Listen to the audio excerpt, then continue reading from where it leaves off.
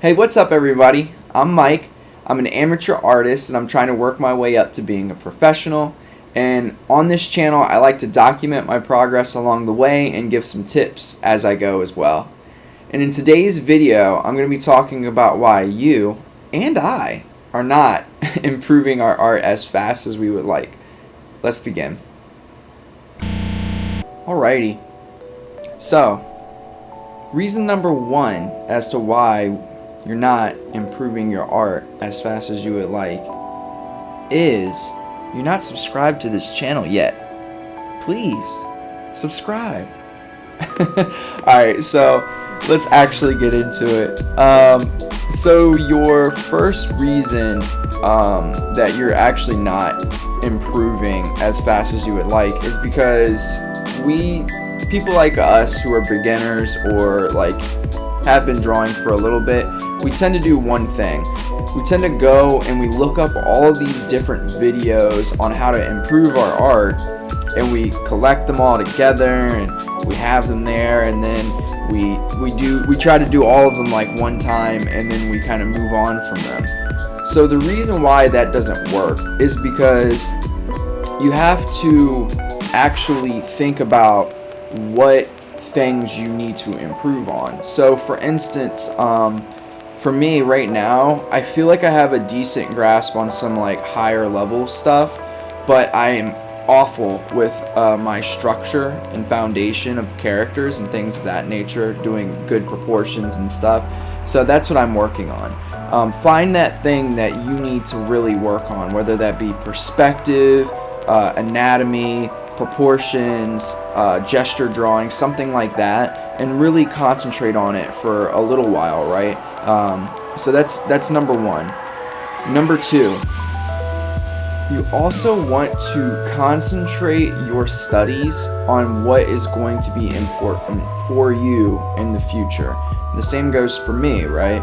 So I have decided as of right now, or as of the past couple of weeks, I'm gonna wait to really delve into environmental like drawings and stuff like that. But that's because I want to do like character design.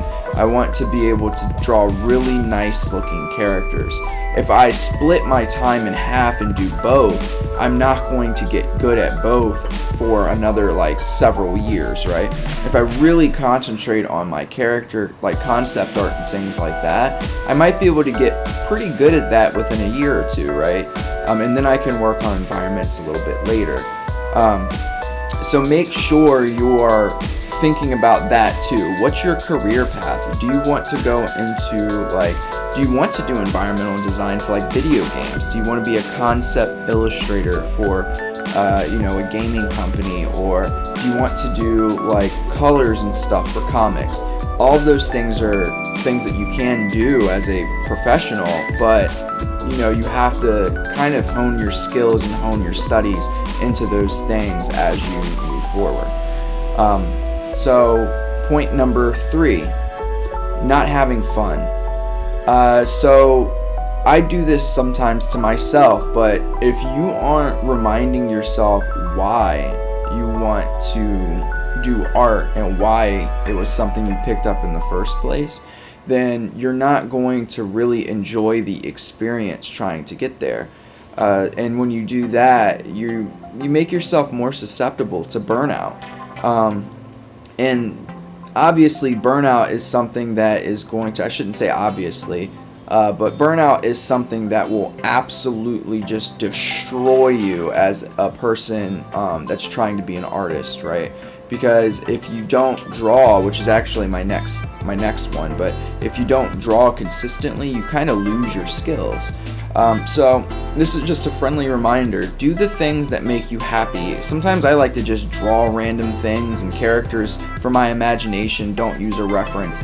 That's cool. You can do that, right? Do whatever makes you happy every once in a while so that you don't get sick of trying to learn something. Number four, you're taking too many long breaks, or we are taking way too many long breaks. It's okay to take a break here and there for like a day or so, but when you start taking weeks and weeks and weeks away from your art at a time, then you're not going to be able to pick the pencil back up and just go right into it and have the same level of expertise as you had before. And it also is really, really important to think about it from a different perspective, right? You also don't want to put yourself at like rest for too long, because then you have to conjure up extra energy and motivation in order to get yourself to actually draw. It's the old saying of like, and it's not really a saying, it's physics, but an object in motion tends to stay in motion, and an object at rest stays at rest, and then it takes energy for an object at rest to go into motion, right? So those things are really, really important to think about, not just with physics, but with your art as well. So number 5. So this one is going to be tough for a lot of you to hear, but it's the truth. You're not working hard enough. There are people, I can think of like Young Wavy, for instance. If you go, I think his name is Richard West, but if you go and look at his channel and see how much work this guy puts in to get to where he is, and his art, I would say, is like pretty much at professional level now.